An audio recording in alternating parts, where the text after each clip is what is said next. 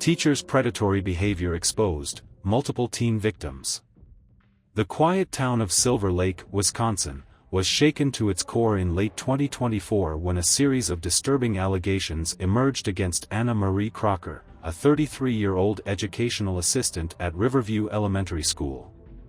Accused of multiple counts of sexual assault and child exploitation, Crocker's actions have sent shockwaves through the community, raising serious concerns about the safety of children within educational institutions. The initial charges against Crocker stemmed from a horrifying incident involving a 12-year-old boy, identified only as ZG in court documents. The victim alleged that Crocker sexually assaulted him during a sleepover at her home. The details of the assault were particularly disturbing, with ZG describing how Crocker, under the influence of alcohol, initiated the attack while he was asleep. Months later, the complaint states the victim said he got a text from Crocker in which she told him to apologize to her for what happened in the basement. He described it as her trying to make him feel guilty. She told him he could not tell anyone what happened, he said. The young victim reported to the police that he was asleep in the basement when Crocker woke him up, removed his trousers, and assaulted him. According to reports, the sexual act, which other children witnessed, was non-consensual, with the then 12-year-old attempting to push her away multiple times. However, she ignored his protests, it has been claimed. As the investigation deepened, more victims came forward.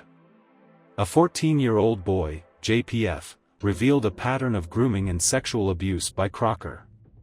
The two had been exchanging explicit messages and photos on Snapchat, and JPF also accused Crocker of sexually assaulting him in a parking lot. The disturbing allegations continued to mount as more victims shared their stories.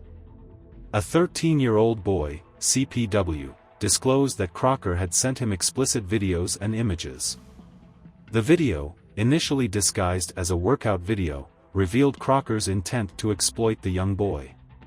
Prosecutors revealed that police later discovered videos on Crocker's phone that matched the description given by the boy.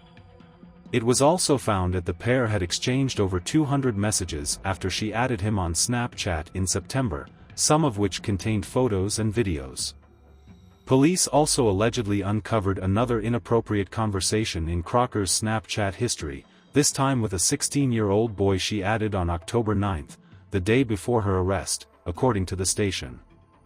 These messages allegedly depicted her trying to entice the teenager into having sex with her, even going as far as setting a date for October 11. However, this never happened, as she was already locked up by then, Fox reported. A few days later, on October 14, the Silver Lake Salem School District dismissed her for these appalling acts. Upon learning of the charges, the district immediately terminated Crocker's employment. The superintendent expressed shock and dismay at the situation, emphasizing the district's commitment to student safety. However, the incident has raised questions about the school district's oversight and its ability to identify and prevent such predatory behavior. While the district acted swiftly once the allegations surfaced, concerns remain about whether there were any earlier warning signs that might have alerted authorities to Crocker's actions. During Crocker's initial appearance in court Friday, prosecutors said there could be additional victims. Kenosha Sheriff's Department is being flooded with tips. "We know of a potential third victim is also being investigated. That was learned today," Smathers said. Investigators said the victims involved a current and a former student but that the crimes did not happen on school property. As the victim's father accurately stated, the defendant is clearly a predator, and she's been doing this for a very long time, preying on very young boys who are her own child's age, Smathers said. According to Crocker's defense attorney, she's claiming innocence. She has spent a lifetime working in daycares and schools and, despite these allegations, adamantly denies the allegations and the inferences put on her character, attorney Dan Slapsinski said. Ashlyn Whitting, a parent of Riverview Elementary School, said she is stunned to learn the news of more victims coming forward.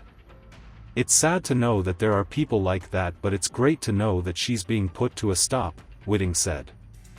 "I think it speaks volumes for other people who would be considering to hurt children in this way."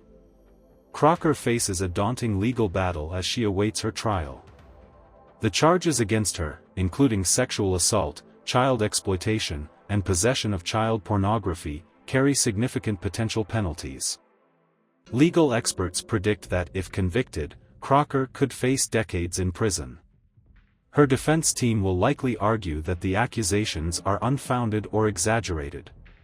However, the overwhelming evidence, including explicit messages, photos, and the testimonies of multiple victims, presents a strong case against her.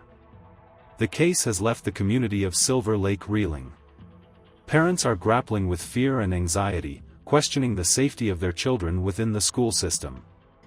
The incident has eroded trust in educational institutions, forcing parents to re-evaluate their children's safety and well-being. She's currently detained in Kenosha County Jail with a bond set at $500,000, as reported by the station. Her subsequent hearing is scheduled for November 22. The community's sense of safety and trust has been shattered.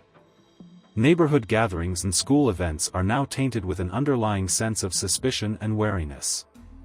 Parents have become more vigilant, often opting to accompany their children to school or to events where they would have previously felt comfortable allowing their children to attend alone.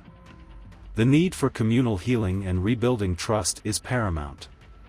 The Anna Marie Crocker case serves as a stark reminder of the dangers that can lurk within trusted institutions. It underscores the importance of vigilance, open communication, and early intervention in addressing child sexual abuse.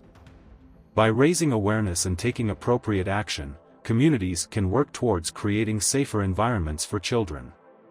This case also highlights the need for ongoing training and education for school staff to recognize signs of grooming and predatory behavior. By empowering educators to identify and report suspicious activity, schools can take proactive steps to protect students. Furthermore, the use of technology, such as social media and messaging apps, has made it easier for predators to target and groom children. It is essential for parents and educators to be aware of the risks associated with online communication and to monitor children's online activity. The Anna Marie Crocker case is a tragic reminder that child sexual abuse can happen anywhere, even in seemingly safe environments. By understanding the warning signs, taking preventative measures, and supporting survivors, we can work towards a future where children are protected from harm.